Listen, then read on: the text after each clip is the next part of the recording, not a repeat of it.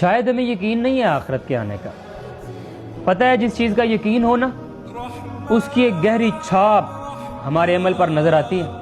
دیکھیں آپ کو یقین ہے نا کہ یہ الیکٹریسٹی آپ اس کو ہاتھ لگائیں گے تو یہ آپ کو تکلیف دے گی.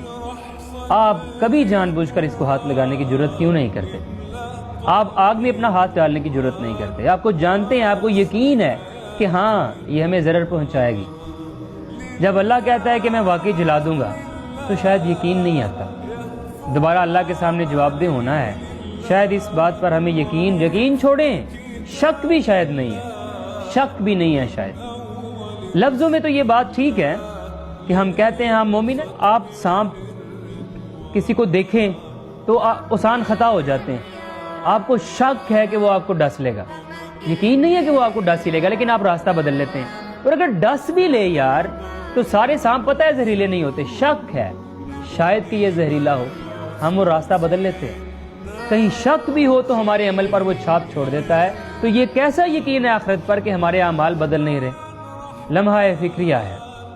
شاید ابھی مومن ہونا باقی ہے.